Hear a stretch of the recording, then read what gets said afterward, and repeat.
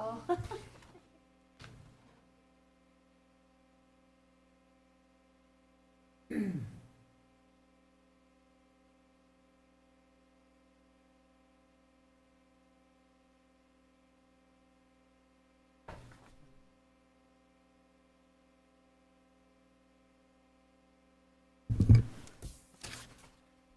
evening, everyone. Welcome to the April 23rd, 2024 Planning Board meeting. I'd like to start off with a pledge, please.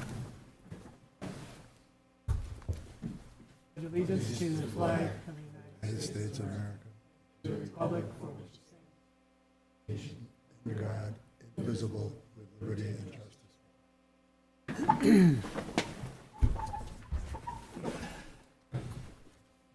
just have a few announcements that we make at every meeting. The emergency exits are to your left and right. Restrooms are out the back door to the left. Please be sure to sign the attendance sheets that are in the back of the room on the table, even if you're presenting an application. There are business cards back there if anyone wishes to take directly the contact information for the planning department, the email address and phone number. Also on the back table, copy of resolutions that will be read tonight along with the agenda. Please silence your cell phones, courteous to others, and please take all conversations amongst yourselves out into the hallway and close the doors behind you so that it doesn't distract those who are presenting to the board. Thank you. We don't have any meeting minutes for approval this evening. Correspondence, Lisa, none additional to what you have in your packets. Board and committee updates. Dave Condon is here. Town board update. Can you all hear me, by the way? Good, thank you. Well, good evening. You can thank the town board for shortening your meeting tonight a little bit. As you can see, the Norbit has been tabled last night without much fanfare. The town voted unanimously to do the moratorium, to take a little pause, to look, and you know, I heard Scott talking a little bit earlier with Wes, and I think our codes are in good shape personally, except I think what needs to be tightened up is the where. And I think that, you know, I think they're going to have time. They've got a committee. Councilman Guinan's on the committee. Councilman Okra's on it. And Wes is on it, of course, with the engineering expertise. And also Frank Pavio will be on it as our legal eyes, as well as some free pro bono from one of the residents who also has extensive land use knowledge, who's also on it. So I think they've got a good committee, and they'll come back with some recommendations, and we'll take a look at where we want to go with this. This is my last meeting tonight. Councilwoman Ogra will be taking over for the next 3 or 4 months. And again, I just want to make sure that you keep the lines of communication open. I take a lot of pride in the fact that we have 3 really good working boards with our ZBA, the hard work that you guys do on the planning board, and I think our town board works equally as hard. And a lot of things can be taken care of with questions, and if things come up, you all have my phone number, and feel free to call any board member, and we certainly don't hesitate to give you guys a call if we have any questions. So good luck and continue with your good work. Thanks, Dave. We appreciate your being here every week. So it's a good collaboration between the town board and us on the planning board. Keith, updates for us for the next meeting? Good evening, Keith Maynard, project manager for the town of Victor. So your next planning board meeting is Tuesday, May 14th at 7 p.m. The first public hearing is for the preliminary subdivision application for Bluestone Trail, which is formerly 7200 Rawson Road. 18.5 acres. Applicant is requesting preliminary approval to develop a 59 for-sale townhome unit subdivision. The project will consist of 2 private roads off the north side of Rawson Road. This will be the second step in a 3-step process for a major subdivision. The sketch plan, which was the first step, was acknowledged complete on April 9th, 2024. The second public hearing, which is a preliminary final application for Highline Park on Main Street Fishers. Applicant is requesting preliminary approval to develop under the clustering provisions for 26 for-sale townhome lots, one HOA lot and one lot consisting of the 3 apartment building and that are 120 units. This will be the second step in their 3-step process for a major subdivision. The sketch plan for this was acknowledged complete on April 9th, 2024. And then the last thing, which is not a public hearing, is the sketch plan application for the Hardy subdivision. It's 7590 North Road. Applicant is requesting acknowledgement of a complete application for the subdivision of the 36.3 acre parcel into 2 lots with the existing home located on Lot 1 and 9.585 acres for Lot R1A consists of the remaining 26.719 acres and a proposed residential home. This is the first step in a major subdivision, and only acknowledgement of a complete application is to be considered that evening. Any questions for Keith? Okay, thank you. Thank you, Keith. Okay, we have 3 items on the agenda this evening. As Dave pointed out, the 2 solar farm applications have been removed from our agenda until further notice. So the first application is for Stone Pavilion, 378 Bridlewood Lane, owner Mark Stone. Applicants requesting approval to construct a 16-foot by 16-foot attached A-frame pavilion. Property is located in the limited development district. Good evening. Hi. So I'm Mark Stone, and as you mentioned, we're located in the limited development district, and we're looking to build a 16 by 16 attached A-frame pavilion over part of our existing patio. Have you spoken with any of your neighbors about this? I haven't, but Okay. it doesn't face anybody the way that the lot is such a pie shape like that in the back. Sure. We've got other neighbors, one house over built a much bigger one in a pool. They're kind of in construction right now. Okay, well, this is a public hearing, so we'll get an opportunity to hear from anyone who might like to speak, but for the moment, I'll open it up to the board. Al, any questions? No questions. It looks straightforward and I think well-designed, well-engineered, so no concerns. Great. Scott? I see the plans that you submitted, and I noticed that there's like a magenta-colored line surrounding the leach field area. Does that represent an area that you're landscaping? Is that what that represents? Which diagram are you talking? It's on this plan right here. We just took it off. Yeah, we're nowhere So near that. That's this- all the way yeah, around the that other side magenta. of the house. Yeah. Yeah, what does that magenta line represent? That's the then? fence that's Oh, there okay. right now. Okay. All right, I didn't know if you were, Yeah, sorry. I was trying to give you as much as you could possibly have. I didn't know if you were building this on top of your leach field. That- No, that it's was over my pretty question. far. So I think I'm okay. Fair question. Okay. Ernie? When I first saw the word pavilion, I was a little concerned, but now that I've seen the plans, I'm not. So it looks good to me. Yeah, thank you. Okay. Wes, any comments? Anything outstanding? No. Okay, great. As I said, this is a public hearing. Is there anyone wishing to address the board or questions for the applicant? Please step up, name, address. In support or otherwise? Okay, hearing none, I'll entertain a motion to close the public hearing. I'll move. I'll second. Ernie seconds, Al moves. All in favor? Aye. Right? Carried 4-0. Okay, so unless there's any other questions for the applicant, I believe that we've all gotten what we need to from the information he submitted, which is very thorough. Thank you. By the way, appreciate that. Makes it easier I to, had some great partners. I appreciate it.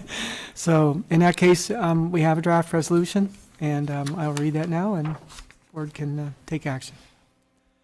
So for application 04 SP 2024, Stone Pavilion at 378 Bridlewood Lane, whereas the planning board made the following findings of fact, and there are 6 of them. Now therefore be it resolved that the application of Mark Stone, site plan entitled Stone Pavilion, located in the limited development district, received by the planning board April 3rd, 2024. Planning board application 4 SP 2024 be approved with the following conditions. First, conditions to be addressed prior to the chairman's signature on the plan.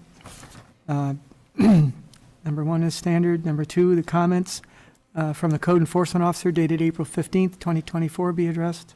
Number 3, that any exterior lighting be compliant to code and approved by the code enforcement officer. Ongoing conditions, number 1 is standard, number 2 is standard also, and be it further resolved that the planning board secretary distribute the planning board's approval letter. Do I hear a motion for approval? I'll move. Ernie moves.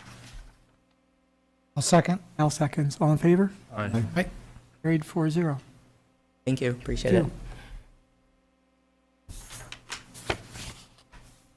Okay. Number 2, 92 Fishers Road Site Plan. Application 5 SP 2024. Applicants requesting approval for land clearing and grading that has been done previously on the existing residential property. Good evening. Good evening. I'm Glenn Thornton with Thornton Engineering. I've been hired by Elijah Wilton, owner of the property. This is one of those unfortunate situations. Elijah said he would be here tonight, but I don't see him in attendance. But as you're aware, there's been a lot of work done on the property, a lot of tree clearing, a lot of grading. He's trying to create a lawn area with some sunlight into it in the back of the house. Septic is in the front of the house. So what he's proposing really is just to create a large lawn area, no impervious surfaces, anything like that, just additional lawn. There's a lot of considerations, things that have happened that I'm kind of asking for some relief from the board. Yes, we acknowledge for some of the work that has been done, that shouldn't have been done, would have required various permits. I don't think the work that was done, the filling within the stream channel, would ever have qualified for a nationwide permit. I don't think the DEC would ever issued a stream bank disturbance permit for the work. And yes, we are in a buffer to a state wetland, and again, I don't think DEC would issue a permit. But again, they may not be that concerned because we're not creating any impervious surface within the buffer area. So here we are. What I presented on the site plan is basically what's taken place so far and our plans to remedy the situation, which is basically stabilize the slopes, get some grass growing, remove everything that's been pushed into the stream area, and get those slopes stabilized. I think right now we've got a row of silt fence towards the bottom of the fill and one up at the top. I don't think it was installed very well, but I mean, if we get back out there to make this right, we'll get the silt fence in the proper installation and just get this work done. If we were to approach the DEC and the Corps on this, it would just get hung up for months before we could do any work. So that's our goal, is to get board approval to accept the grading that's been done, to accept the tree clearing, if you will, and just let us remove anything that would have required a permit. We will require a speedies permit, though, because the amount of disturbance out there. So that's where we are. Thanks, Glenn. I don't know if Keith, do you have any comments that you'd like to share, or I'll go to Wes? If there's anything you'd like to add to Glenn's before we open up for the board. Yes, Labella did have an opportunity to review the project. We put our comments in a letter dated April 19th, 2024. We noted that the project parcel is adjacent to a natural resource inventory, the town's NRI co-occurrence area, or IC7. Just in terms of proximity, we just wanted to note that. With regard to stormwater permitting, we mentioned that a SWIP narrative was provided, but our stormwater person, Mary Stebline, she indicates that additional information would be necessary for review prior to the town's signature on an MS4 acceptance form. We noted that a section of the town code 211-30 indicates that, based on the presence of the stream, no construction or impervious surface shall be permitted within 100 feet of a boundary of a wetland or within 75 feet of the center line of a stream having year-round flow as delineated on a USGS map. So, but it sounds like there's no construction that's going to happen, and there's no impervious surface that's going to happen. It's merely some grading, maybe some removal of vegetation. Some work has occurred within the riverine wetland that's located out there. We're looking we suggested that the applicant's engineer specify a permanent seed mix. A comment on silt fence. Silt fence shown at the west edge of the limit of disturbance appears to be perpendicular to the contours. It will not likely function as silt fence is intended, and should be reviewed. So maybe some removal of some of the silt fence depiction there. And then there's a potential impact to some neighboring property at 118 Fisher Road. Just as the site plan, it simply depicts some potential grading that may have occurred or may occur on 118 Fisher Road. But I'm not sure if that's accurate, or I want to defer to you guys. I believe it is. Again, unfortunately, a surveyor, I'm not sure who hired the surveyor, but he set some pins out there, and it's very obvious. One of the pins is in the slope, well into the sloped area. So Okay. I'm sure grading has been done, and there might even be part of the landscaping that's been placed on the adjacent property. Elijah indicated he was trying to contact the adjacent property owner to get some kind of a relief, if he would, some kind of a written. Yeah, kind of written documentation or concurrence for what has happened on the property. I think that would be helpful, Okay. just for the town's file and record to have some written confirmation and acknowledgement. So just so we're all clear, on the board to the right, this pin right here and that work just, I'll call it south if that's the direction, is the work off property that you're talking about. Is that correct?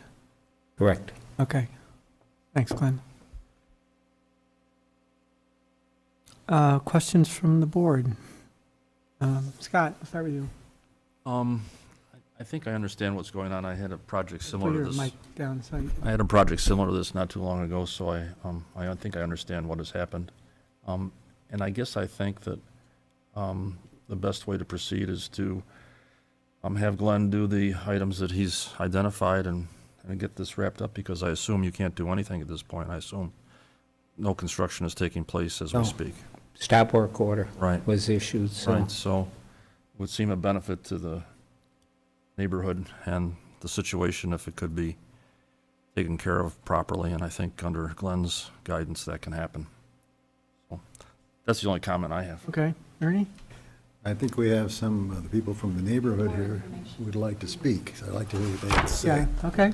I'm glad to do that, and we can return back to the board. So this is a public hearing, and certainly if you have questions for the applicant or the board, step right up, name, address, question.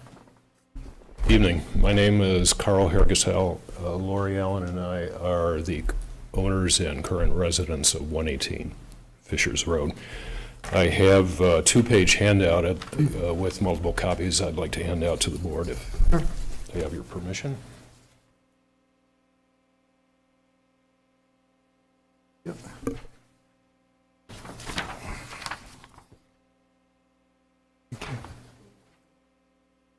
I think he does.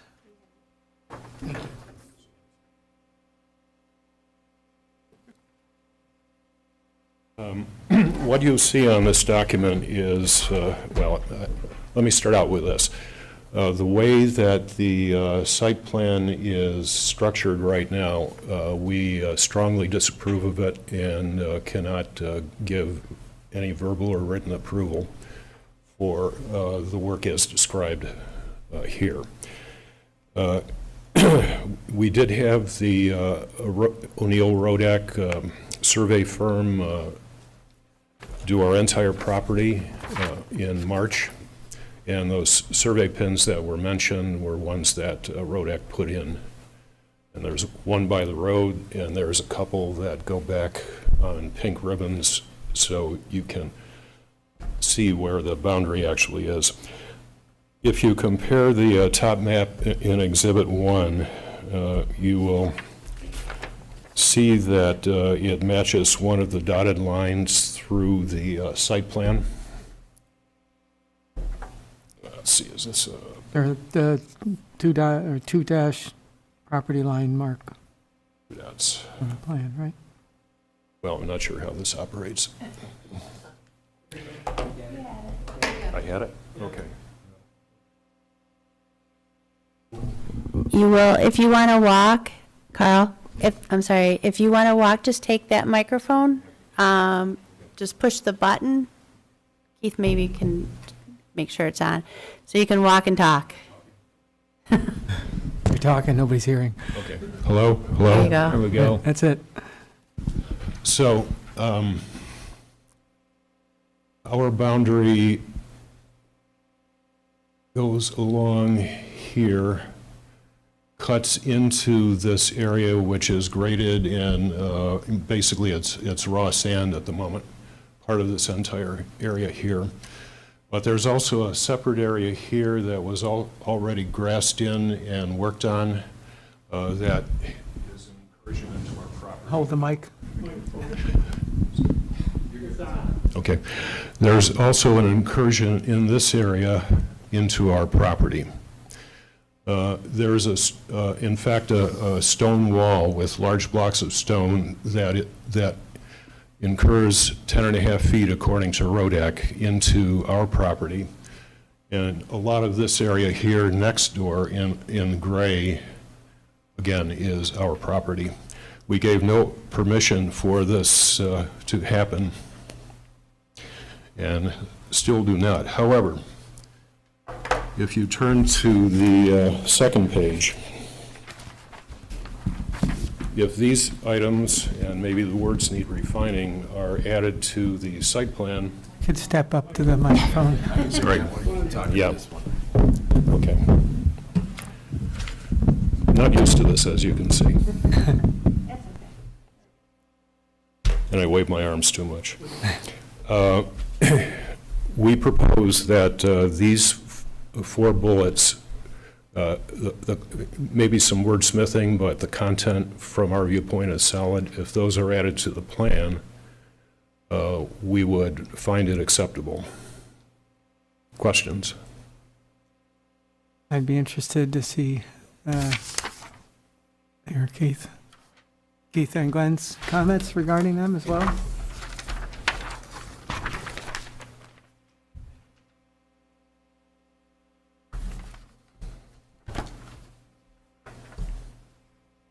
Do you have any idea, Wes Petty here from Labella Associates Town Engineer, representing the town engineer, do you have any idea how many trees were removed on your property and the size of those trees? They are probably 75-year-old trees.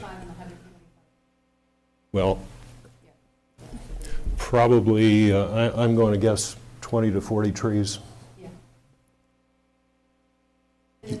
With trunks about this If size. you'd like you'd to like talk, to you can speak, come up you to the can come up. microphone. Yeah.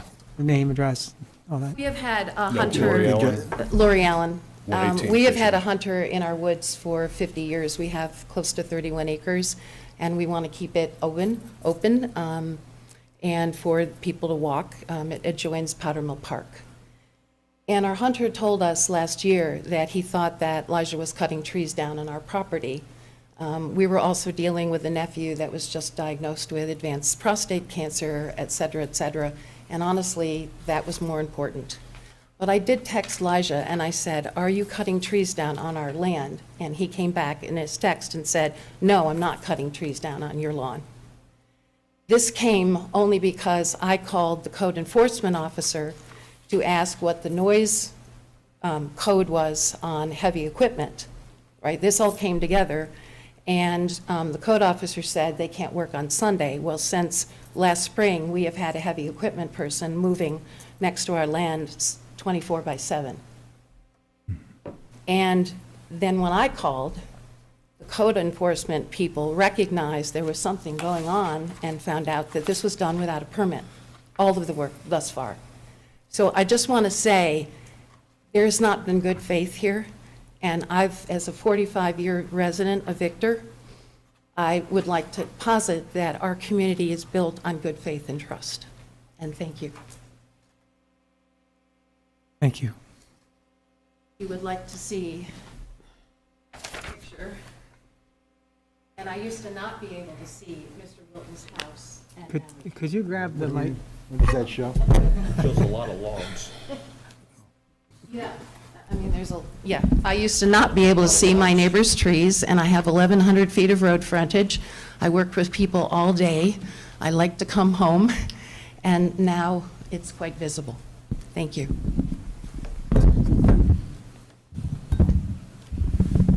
So again, a rough estimate of number of trees, 20, 20 to 40. 20 to 40?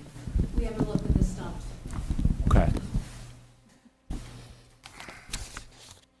And that's over both areas, the part that is still bare soil and the part that is still bare soil and the part that has been grassed over and has completed landscaping on it.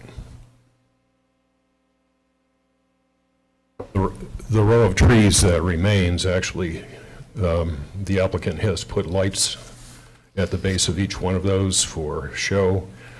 The block wall has stones in it that weigh hundreds of pounds and is highly landscaped, and a chunk of that is on our property.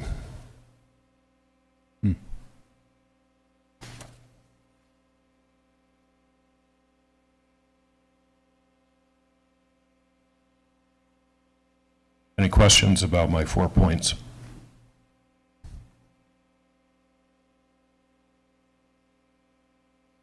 When you say, regarding the trees, replacement of, or planting of trees comparable in quality to those removed, pretty confident you won't find a 100-year-old tree you can, No, Yeah. That would be an indication of species. okay. These are all poplars, I believe, which is not an expensive sort of tree to put in. And you're looking for restoration of the forest, if you will, in that area. Yeah, but we don't expect Yeah, eventually it will, 100 but years of tree growth to be understood. compensated for. Just like to make sure I understand your Yeah. perspective and, if there's a size in mind or anything like that, but, I'm sure the town engineer and other parties will have further ideas about the way this should be stated. comments from the board? Still absorbing? I'm absorbing. I wonder what Glenn thinks of the 4 bullet points. Jump up there? Sure. The best thing we can hear is, Here's Yeah, my this is take great. on We'll take this. care of it. I do not blame the neighbors at all. I mean, trees were removed, it's been graded, there's features that have been built on their property.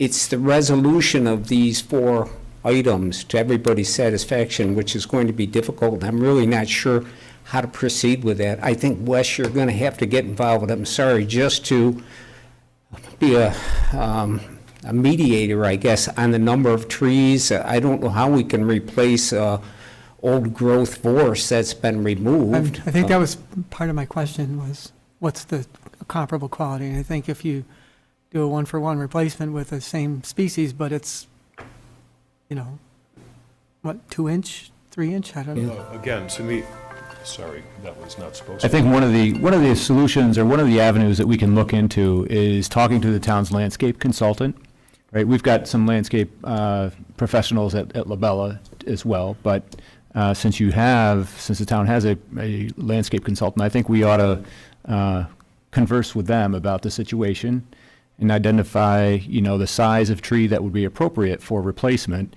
and taking into consideration the quality of the tree or the species of tree as well. I think that would be helpful, and maybe even a site visit. So I'm just kind of thinking off the top of my head here, whether that be by the landscape consultant or town staff or somebody from the conservation board, that might be helpful.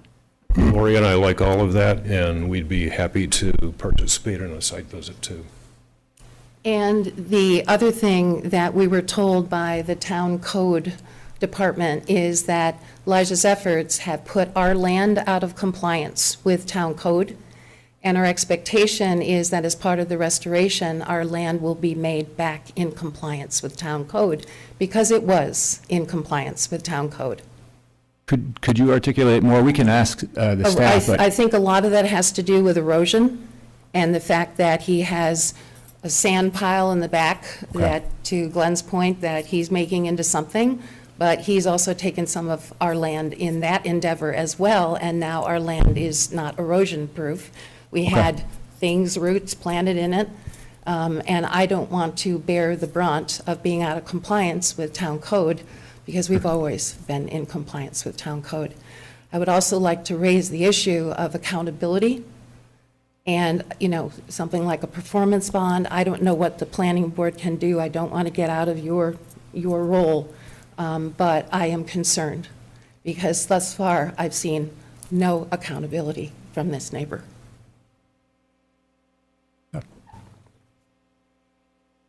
I think we have issues on either side. One with the stream, the permits, and getting that restored, and then we have the issues on the other side with the neighbor to fix.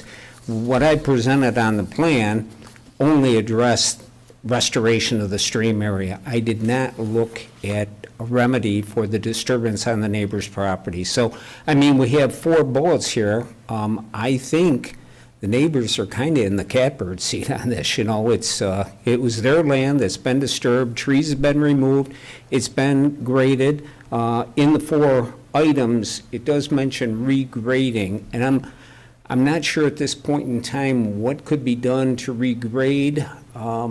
We can stabilize the slopes.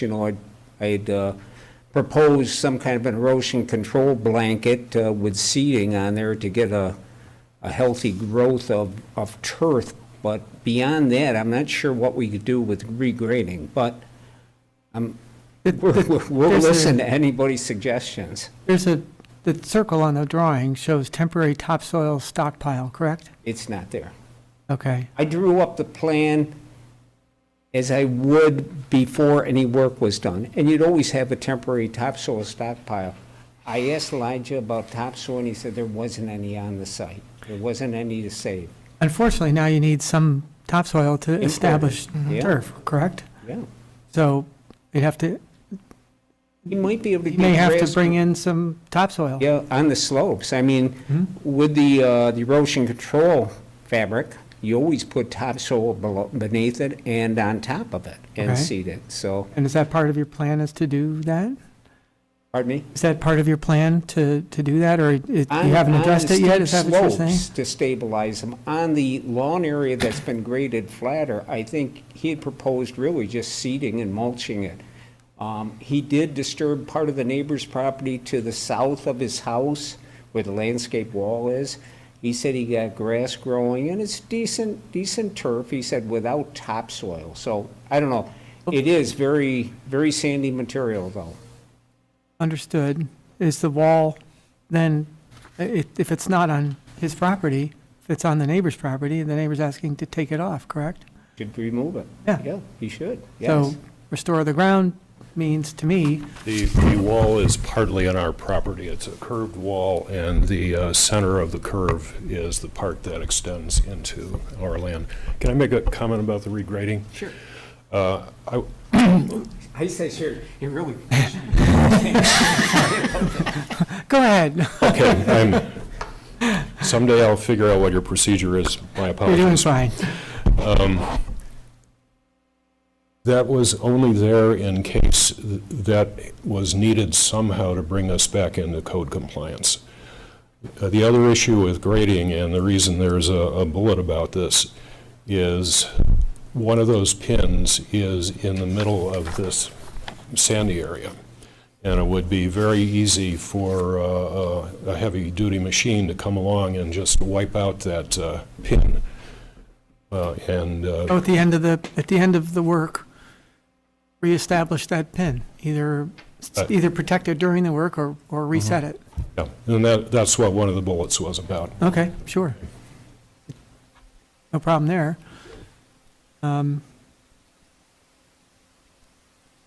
Is the grading a problem, what they've regraded it to, if they just restore on that grade, or is it, I don't know if it was any There has steeper. been so much work done.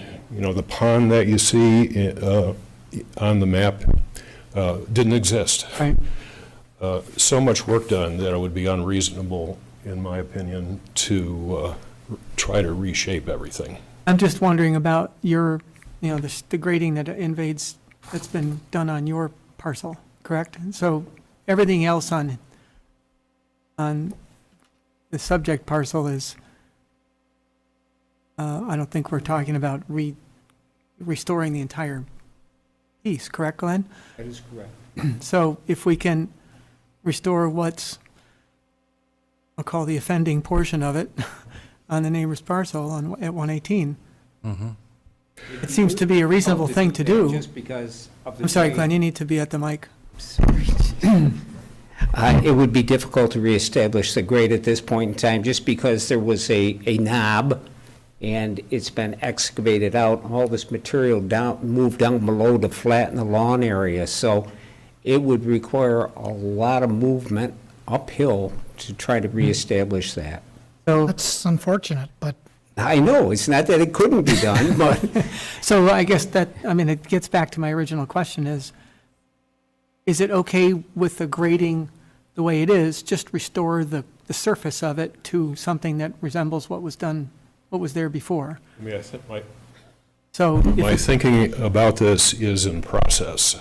So the answer that I have right now is the bare area probably should not be regraded for the very practical reasons that you're talking about. I'm a little, let me, Hey, let's- before you speak. The area that has already been seeded and landscaped and has the stone wall in it, if that stone wall is removed, regrading there may actually be necessary. And there is a pin in that area too that we would worry about restoring so for Joe, the I'm boundary. thinking a site walk. First of all, I don't think we're in a position to make a any decision. resolution or decision tonight, Right, but understood. I think a site Agree. walk with the applicant, town personnel, and the neighbor. Yeah, to if the- document exactly what the neighbor would be comfortable with restoration, and that becomes the foundation for our, I mean, it's a good, working yeah. period to have the town and the two parties get together on site, talk it through. What are you happy with? What would make you, what would, I guess, bring you whole, I guess is the word I'm thinking of. I think our concern is the integrity of our forest. Okay, We are committed to keeping this forest forever green. We've actually even talked with the supervisor about the potential of an Ontario County part of Powdermill Park. I mean, that's dreaming, obviously pipe dreaming, but we're very committed to this land and the integrity of the forest. And Mr. Galena, I appreciate your saying that, because honestly, I feel like we have accommodated enough, okay. so. So, good points. I don't have a problem with that approach. And I think that if we can get the three parties together, including the town, let's work it out.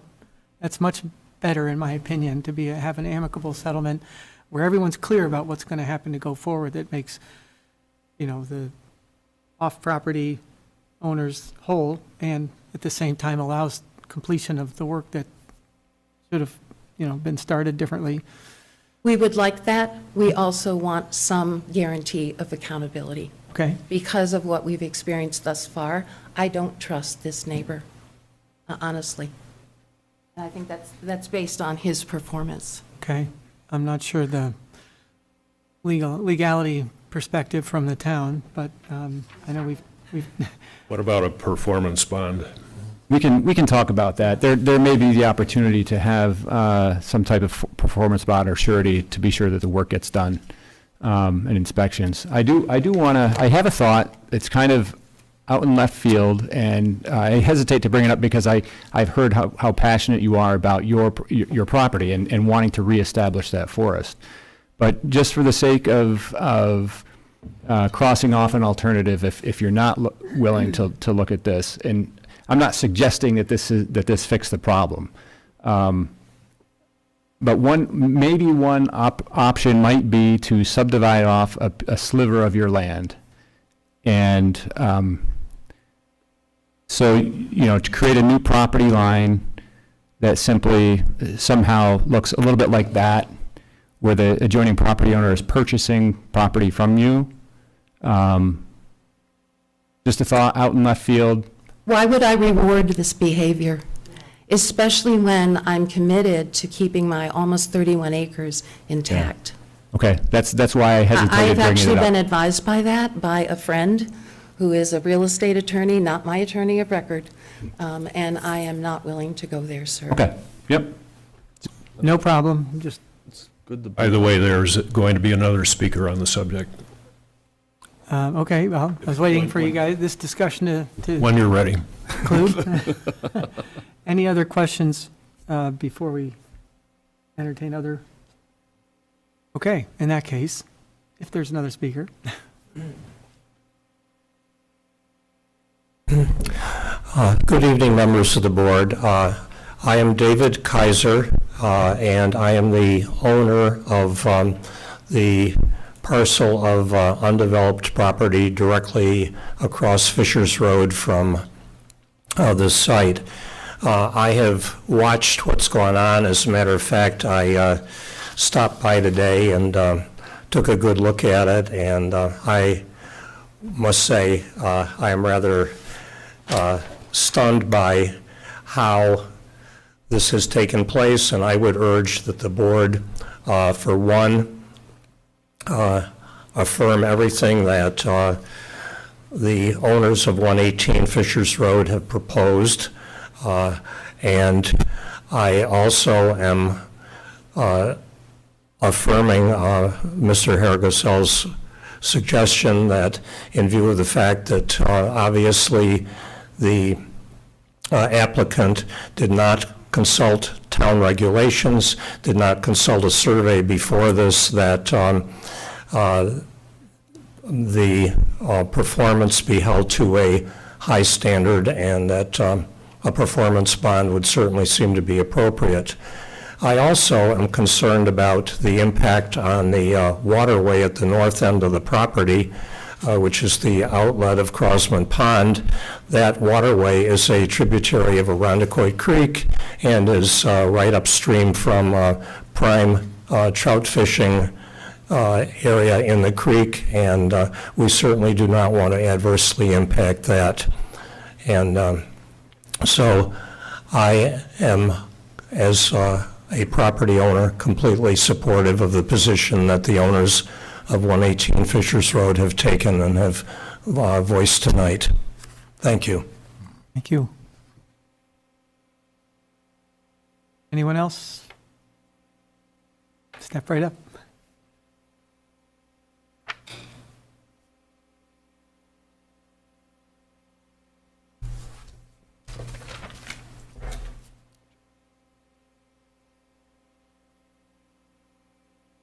My name is Jean Krim, and I spent 35 years in this room on another board, and I always tried to make things all better. And when I retired, I knew everything would go well, but this is not going well. I'm very upset. I've lived on the property where I'm located nearby for 53 years, and this is a real desecration to our neighborhood. It's very sad. And Crosman Pond, Mr. Kaiser mentioned that name. We didn't, no one else knows that. Crosman Pond was named by a man who worked for Bausch and Lomb and went to the Galapagos and brought back turtle eggs. And there are Galapagos tortoises there. I've only seen one in the years that I've lived there. They're very retiring, but they do lay eggs, and they do exist. When the Wilmots found out that the lighting that they were installing for L.L. Bean interfered with the observatory in Ionia, they changed their lighting at Eastview Mall. the lighting that this gentleman has put in at 92 is definitely going to interfere with anyone who wishes to view the nighttime skies with a telescope from 360 degrees. And there are a lot of people who do that, and it's not fair because we're in an LLD area. I visited Dr. Kirby Milton today at the Rochester Friendly Home, and he was part of your board, part of this board for me, I think 10 years. You can look it up. He was chairman and he was a member, and he was appalled. And he, even though he is 101 years old, as of May 3rd, he'll be 101, he still has all his marbles. He is completely aware of what's going on. And he wished me to tell you this evening, he's opposed to it as well. He wants it restored. He lived on Fisher's Road since the 40s.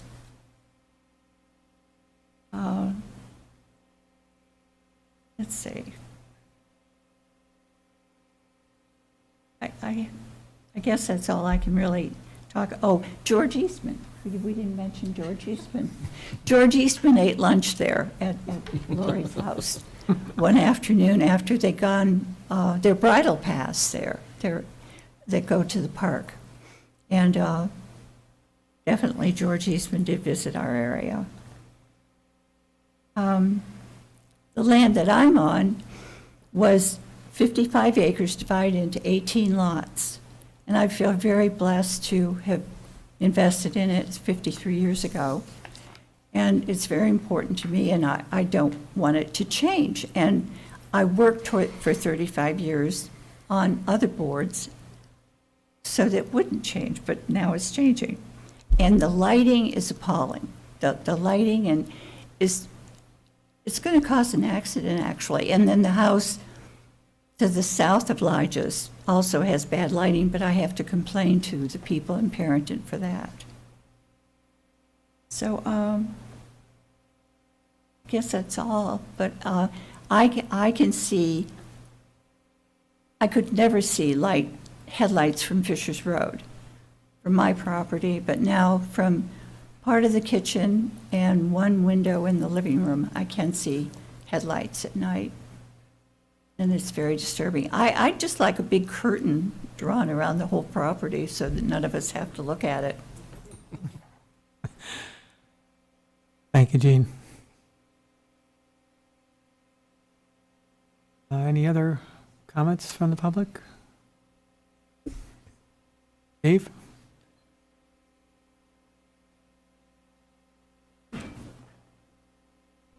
Good evening, Dave Nankin from Chaucer Road Court. I might have missed this. How large is this piece of property? How much, sorry? 5.5 acres. 5.5 acres. Wow. Okay, thank you, I'm sorry.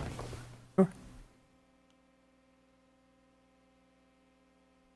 So, any other questions comments generated? Scott? I think the proposed solution to meet and evaluate and cooperate with one another, I think that's the way to go. I agree. I do. So I think that although we had a draft proposal or a draft resolution put together in case isn't happening, let's get together in the field, have everyone confer on what a good approach to resolving the neighbors' concerns are, restoration of ground in whatever the grading format happens to be agreed upon. Wall removals, light removals, things like that sound like a good part of it, so. I agree, but I strongly encourage the town to bring the tree expert, the landscape architect, whatever, to offer his opinion on the proper replanting in the area. Just to offer it as a suggestion, and then everybody will have to come to an agreement. But So Glenn, I guess I'd charge you to get back with the owner. You guys take the lead in setting this up, since it's your timetable, I believe that's, we can do that. and certainly connect with the planning department. All right, we'll grab a few dates and, we'll submit everything to and Lisa, and then we'll see where we go from there. Okay. All right. Sooner would be best, just I so we can get appreciate things you all squared being away. willing to work through this. I understand Good. the concerns. That will be part of it, I'm sure. All right, thank you. Now we'll go outside and have the real meeting. All right. Thanks, Glenn. So last item this evening is minor subdivision, Howling Hills minor subdivision. This is a public hearing. Zoned residential 2, application 2 MS 2024, 127 Blazy Road. The applicant's requesting approval to subdivide 57.614 acres into a 3-lot subdivision. Lot 1 will encompass the existing single-family home on 11.4 acres. Lot 2 will propose a single-family home on 10.13 acres, and Lot 3 will remain undeveloped with the remaining 36 acres. I think that about covers it, but good evening. Good evening. Excuse me, Greg McMahon from McMahon LaRue. Also here tonight is Pat George representing the family trust. Pat and the trust currently own the property. His daughter and family are residing in the existing single-family home, and Pat is proposing to build the new home on Lot 2. So, as you mentioned, we're proposing to subdivide this into 3 lots. Lot 1 with the existing home is approximately 11 acres. Lot 2 with the proposed home is approximately 10 acres. And then all of the remaining land will remain as is, and I believe continue to be farmed into the future. The proposal for the home is fairly straightforward in some respect. It's a single-family ranch. It's been located at a higher point on the property. We did perk tests out there with Labella, and all of that work has been completed. One of the unique portions of this is that there is a stream crossing the property from south to north, and also wetlands, federal wetlands. We did hire a wetland consultant called Earth Dimensions to delineate the wetlands. We did locate their delineation. That report has been provided to the town and all parties. In order to cross these wetlands, it does require a permit. We did file a joint permit with the Corps of Engineers and the DEC. The plan that, that is the most recent plan. Let me say the plan that the town engineer reviewed and that you have probably seen had the driveway south of that. In discussing that with the Corps of Engineers, we were impacting much more wetland with that driveway, and we were having to put our own, we were proposing a bridge across the creek. Turned out, number one, the cost for the bridge, and number two, the substantial amount of wetland that would be disturbed resulted in us considering an alternative. That alternative, which is shown on the plan on the screen, is to actually construct a driveway which would be in an easement through Lot 3, utilizing the existing culverts that are in the creek. There's one small 12-inch culvert that's crushed that we would be replacing.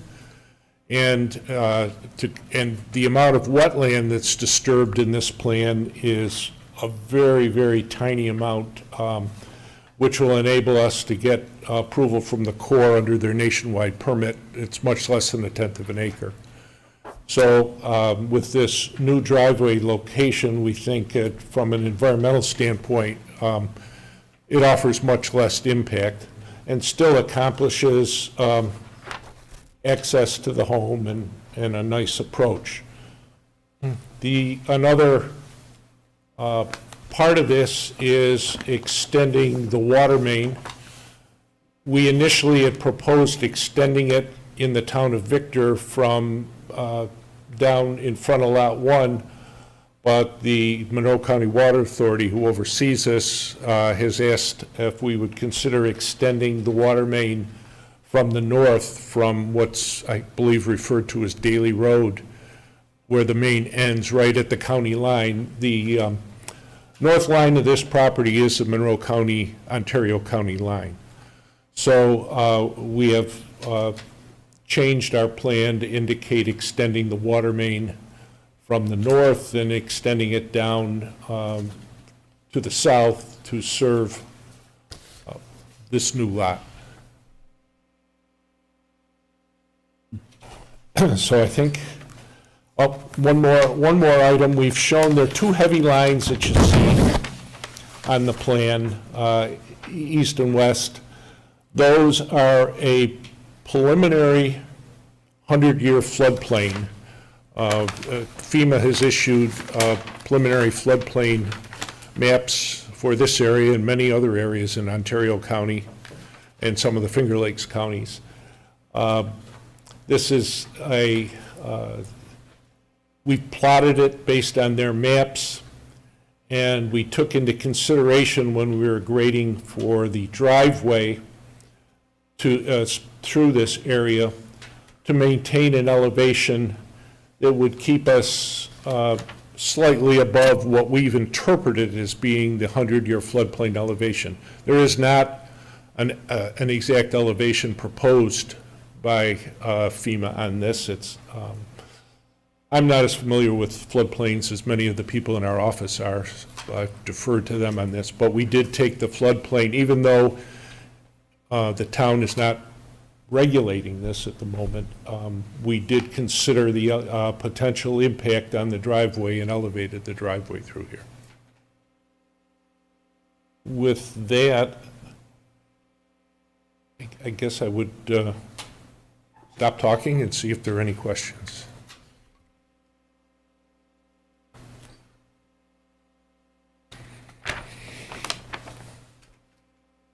Regarding a culvert, which appears to be significantly smaller than the bridge structure that you had originally proposed, I noticed that at the county line, there's a 52-inch by 60-inch concrete box culvert. What's the size, the one that you're proposing? We're not proposing it, it's existing.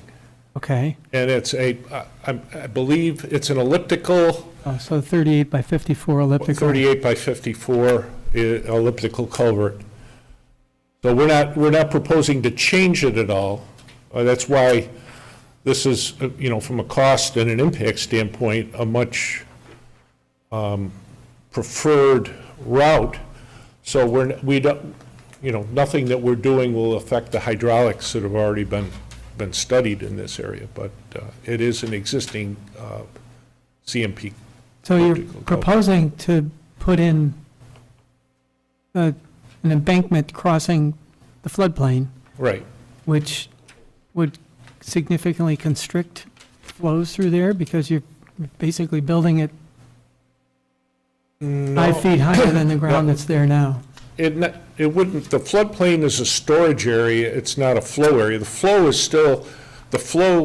is through the creek, and as that creek rises, the water in the floodplain would rise. The amount of if this were a regulated floodplain, what you would have to demonstrate per FEMA regulations is that the fill you were placing in the floodplain would cause less than a 1 foot increase in the floodplain elevation. And, just observation, I'd say this, if we were to calculate this, we're talking inches and not anywhere close to a foot or less than an inch of increase in the floodplain elevation. But have you done a hydraulic evaluation of that? We could provide the calculation. it's based on, the entire, we don't have all the information. Now, this floodplain also joins an existing floodplain in Monroe County. So as this floodplain crosses the county line, there is an existing regulated FEMA floodplain in Monroe County. So, it's an easy calculation. We can provide that, but I'm confident there is no issue with the fill that we're placing in here. I guess my point was, it looks like the water might, when it does back up to this floodplain elevation of 510, the existing elevations are at 507, so you're several feet over the top of the existing embankment, and if you put an embankment in its way, that's a lot less water conveyance that you have available for that flood condition, and now you're forcing it all through a small elliptical CMP. But that's not how a floodplain acts as the stream clumps up, you're storing water within the floodplain, and you don't start to drain out, it's going to drain back to the creek. I'd be interested to see that. Okay.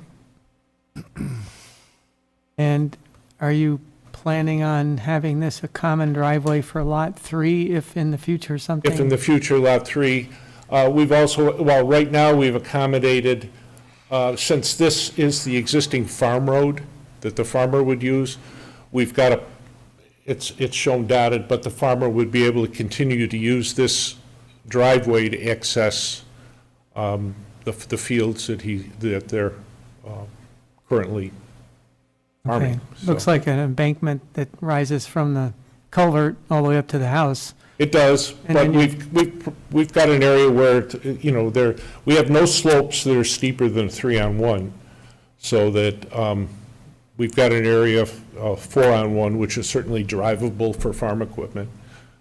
So we're providing access for the farmer. All right. Questions from the board? Al?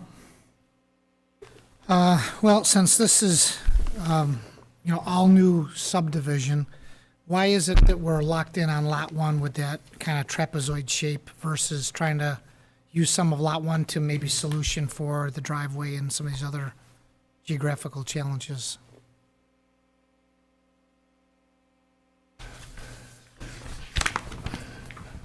Well, let me, We take up an awful lot of the road frontage with Lot 1. right, I think there was an intent, there's the development of Lot 2, the only intent of that was to provide the location that the owners wanted to put their house and access it. Lot 1 encompasses, there's a lot of corrals out there, there's barns, there's fenced fields, and the intent was to incorporate those with Lot 1, which has the barns and. Right, which if a solution to a driveway to the house on Lot 2 is more straightforward, I could understand that, but again, it just seems like we're trying to accommodate features on Lot 1 at the detriment of the solutioning for Lot 2 and 3. Well, we would have, again, we've got, I'm not sure, we've got a pond, we've got the creek. Where's the cemetery? The cemetery is, the site plan shows the cemetery is. I'll bring up an aerial photograph here on the screen in a moment. You might be able to use the laser pointer to, maybe I can bring up a different aerial image that shows. Cemetery is down by, is in the area of the house, a little north of the house on Lot 1. So there's the house on Lot 1, right? It's right out adjacent to the road, right out there. Somewhere in here. Yep, Okay. yep. There's, Let me get that block out of the way. There we go. it's not, we assume, the town has indicated that that's what it is. From strictly looking at it, driving by, it looks like concrete debris and but that's the area, and it was located on the plan. So I'm not sure if this is what Al was suggesting, but right there is a small wooden bridge. Could you use that crossing area to serve the house here rather than coming up and using this farm driveway? First of all, the bridge is not capable of supporting. Understood. I mean, Yeah. could you put a bridge or a culvert there basically to cross and put the driveway there as a common thread? And That location is approximately where we had the initial, Patrick George, for the Vossler Spousal Lifetime Access Trust. That area that you're referencing is where we had the original proposal of the driveway, just north of the cemetery. And that actually is where they have said is more disruptive to the wetland. And I'm talking south of the pond, if that's a pond right where the arrow is, that green. so you're saying That's- out that's down the here yard. for the That's- driveway? That's the yard of the existing house. You get the house, Right, but the existing house right now is on one lot, 55 acres, Yep. right? So you're trying to accommodate a lot of frontage on lot 1, and then come up with a very awkward solution to lots 2 and 3. So I'm suggesting maybe as opposed to as big a trapezoid with as much frontage on lot 1, you bring that lot line to the south, enough to accommodate lot 2 to have a drive directly to access. We did the have house. the drive on Lot 2. I don't know if we've got that Oh, plan. but with the existing lot lines as depicted on the drawing that Right. we have. Yeah. So again, I'm proposing potentially moving the lot line between lot 1 and 2. Right, but swing- we want to keep the pond on Lot 1. Okay, just a proposal. Right Yeah. now, what you proposed up on the screen, I think, is a very awkward solution. The other aspect, just the dynamics of this, White Brook Creek runs to the left, to the north of the pond. That and the pond are part of the existing homestead. And that is, we want to preserve that as a part of the existing home and the farm. So maybe a 3-lot subdivision isn't appropriate for the site, given some of the boundary conditions. I don't know. So that's all my comments okay? for now, Joe. Scott? I guess I had a question for Wes, and that question is, do we have a floodplain administrator for the town of Victor? Is that our code enforcement officer?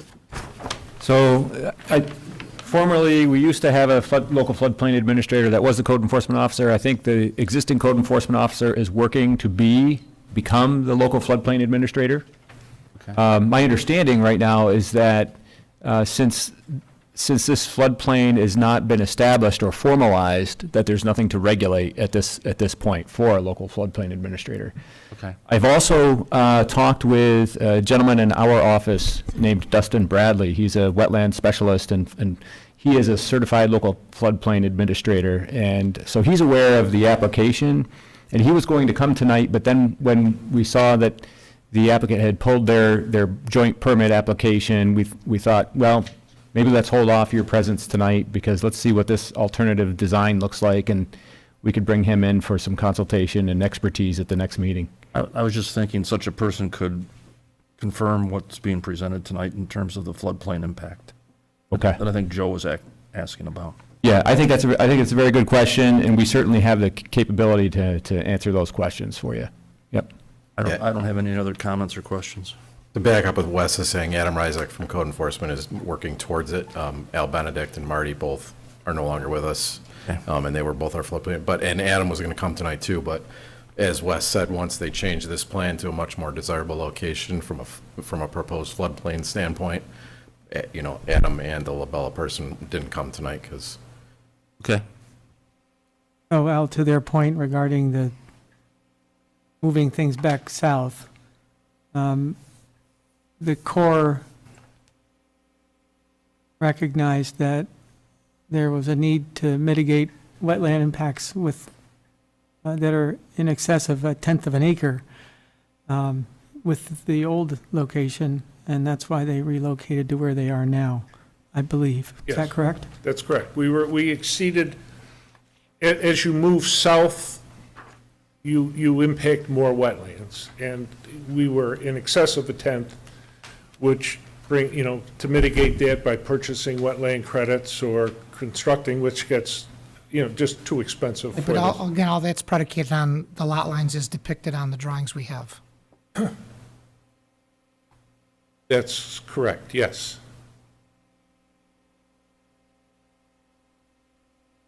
I think purchasing credits is about $100,000 per acre. And so is that about right? Is that what, Well, it's the credits. Yeah. And it's also, when we started looking at the cost to construct a bridge over the brook, that was, or Brook Creek, I guess it is, or White Brook, that was significantly out of okay. what we needed to do, and it made Which is sense. understandable, yeah. It made sense if there's an existing farm road and an existing culvert that's functioning, why not make use of that?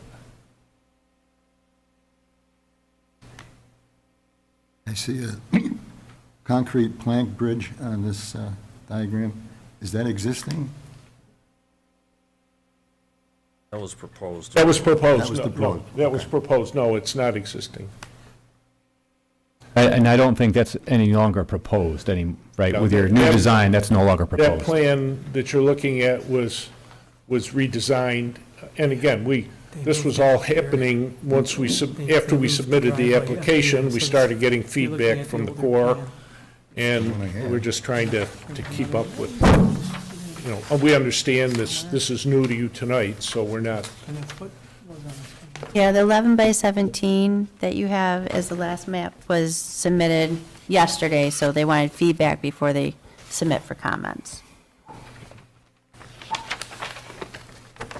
Can you show that to Ernie? 'Cause I don't think Oh, yeah. He doesn't have that. The other thing I believe that improved with the new driveway is the fire marshal had a concern with the old driveway being below the proposed colored it. floodplain elevation, and that condition no longer exists with the new Okay. design, right? So the previous bridge would have been too much underwater. Yes. And this one is up enough that you're Yes. not going to have yeah, that. the intent was we've added additional fill over the large culvert, and which was necessary to get us up to the house, but it provides that, in case Is that of the- culvert in good enough condition to rely on for, Yes, I don't it know how new appears, it is. from what we've seen, it's substantial, and with the additional fill, it's more than capable of supporting the requirements of the fire marshal. you know how old it is, just out of curiosity? I don't offhand. I've seen my share of corrugated metal pipe culverts around the state, Yep, I'm going to guess about 30. 30 years. Yeah, because I think it went in around the same time as the culvert went in up farther up Lazy. Okay, so, I think they did those in conjunction around the same time. all right, thanks, Dave. So Dave's saying that, because you're not on mic, he thinks it's 30 years old approximately.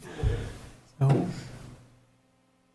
I would strongly suggest before you put a driveway in, once you get an approval, that you carefully look at the condition of the invert of that, because Yes, I suspect it's not in great shape, and you may not want to dig it up for, to save a culvert. Might be better to start with something new in there. yep, that was our intent. Okay. Anybody else have any questions? Ernie, you all set? Yeah, I'm all set.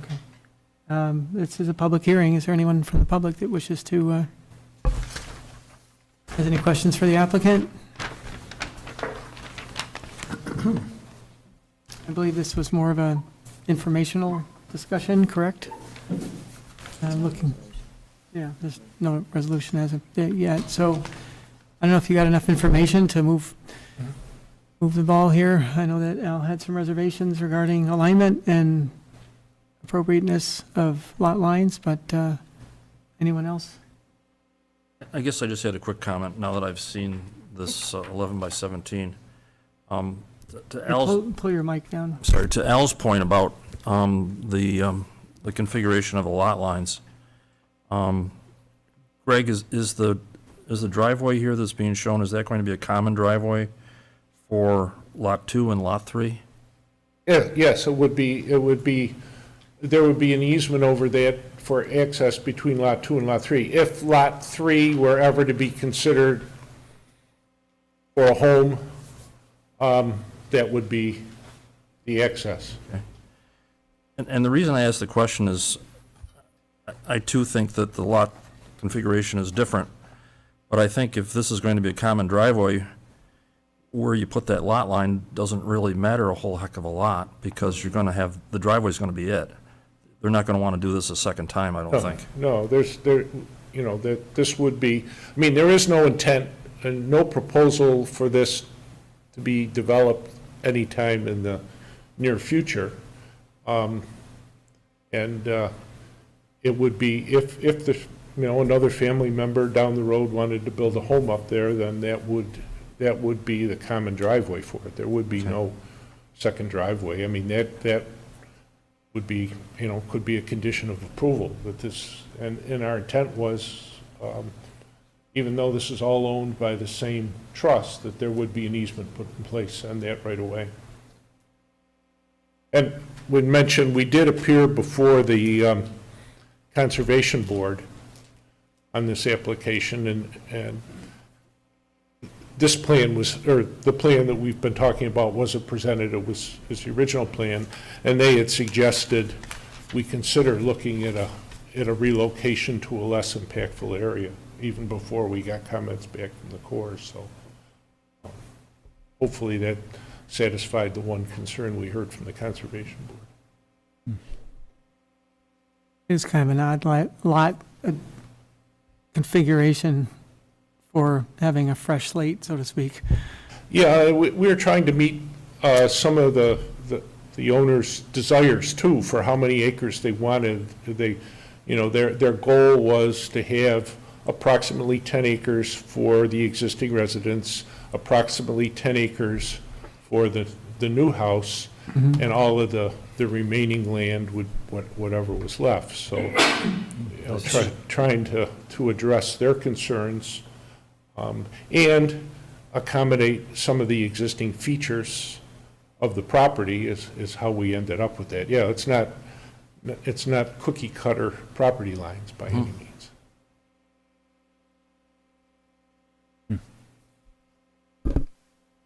Can you get a refined driveway, a residential driveway up through the narrow portion of the lot lines? Have you looked at that at all? Through,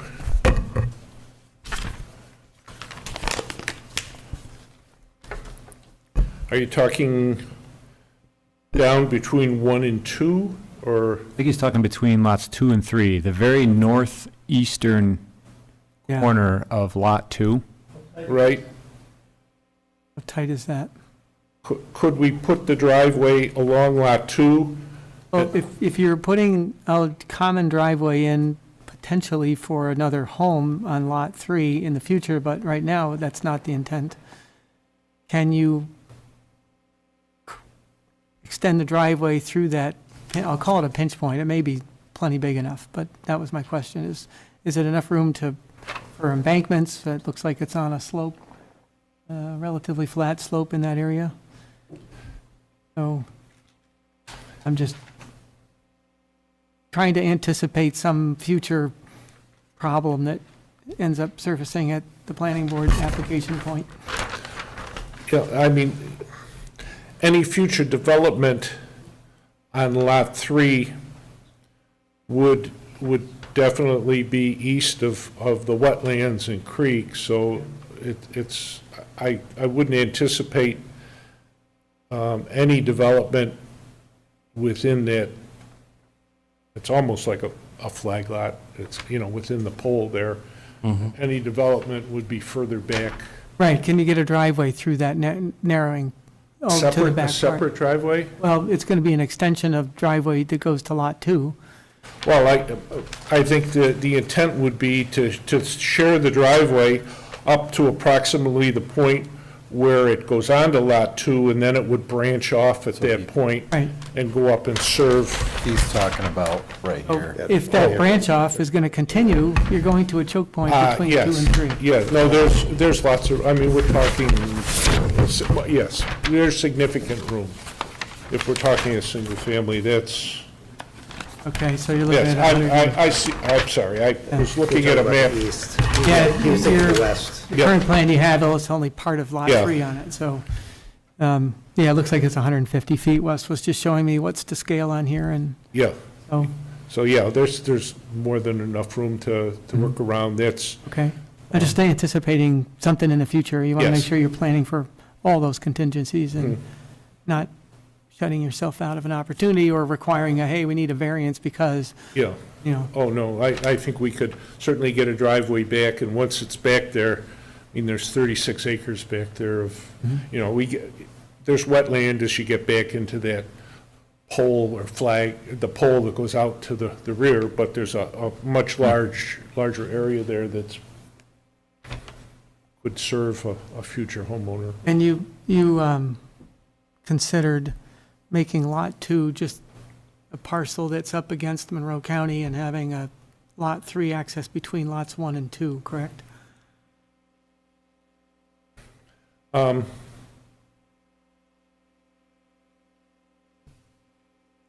You'd still have the same issue as far as crossing White Road. No, no, what he's saying is if we. If this moved up. If this was Lot 2. Right. And we did like a strip that took us back to Lot 3. Yeah. I mean, that's, But that would leave the same issue that we just are moving away from as Well, far as crossing White Brook Creek. for Lot, future. for Lot 3 to develop, we'd want to still have an easement on the driveway so Lot 3 could use it as a common driveway. So I think regardless of where the driveway's located, if it's on Lot 2 or 3, you would want to have it as a we don't want to deal with the wetlands again. I agree that Yeah. minimizing impact on the wetlands is a good goal. Yeah, You know, for 2 driveways to share 1 crossing yeah. makes a lot of sense. Mhm. I'm just trying to go back to Al's question about lot configurations and things like that, so Now, I think I'm, this could happen. You know, this could happen, and that wouldn't be an issue. Yeah, I mean, I can sketch some things up for Pat. It would. We could square it up a little more. It wouldn't Just- change the site plan, it might change some property lines. just throwing out some seeds and having Yeah. you guys think about it Yeah. as we're going through this. Because there is room to square this up more. Part of the reason it was this way originally was because we were going to have the original driveway come along that property line. Now that it's not going to be there, Yeah. we could bring that line straight out, and we can. Still have move- that clean slate, you can start over And we with. can move the back line, Right. yeah. Yeah. That's. We can look at that. I think the house and the driveway would remain as we've proposed them, but we could look at tweaking property lines a little differently to accomplish the same Sure. result. Okay. Yep. Yep, that could definitely be done. Anything else? Les, Keith, I assume you guys, Scott and Ernie, you good? I'm good. Okay, I guess we're done for this evening, and we're looking forward to hearing what you've done since then and at the next go-round. So, Okay, so, I mean, at this point, I assume we'd look for additional comments from the town engineer to respond to prior to the next. Yeah, we're happy to provide some comment, I guess, on the proposed plan here. If this is, I know the last plan set was a few sheets long, and this is just one. Well, I can send you I just sent that. Yeah. The remaining sheets were the same. Okay. It was only that sheet that changed. The subdivision didn't change and the details didn't change. It was just the site plan. But I can send you a full set, Wes. Okay, that's fine. Yeah, we can provide an updated set of comments on this design. Yeah, I think, we've, probably a lot of them are the same. I think so. We've Yeah. addressed them, so. Yeah, and we'll do a good job at paying attention to the floodplain question that you had. We'll see if we can answer that for you. And continue to provide anything we receive from the Corps, the DEC to the town, so. Okay. Can you just send me everything, the full set electronically? Yes. And then I'll pass it on. Yep, And then- I'll. Yeah, I have a send- couple more places it needs to go to. I'll send everything through. Perfect. Thank you. All right. That was very helpful. I don't think that was in my packet. We need the, where is it? Thank you if you want to wait. I'd leave it open. Yeah, okay. All right, we'll leave the public hearing open for now. So, okay, thank you. Thank you. Anything else from the board? Otherwise, I'll entertain a motion to adjourn. Ernie moves. Second. Out seconds. Have a great evening, everyone. Don't forget my plans. Yes, no, never. Brett's going to be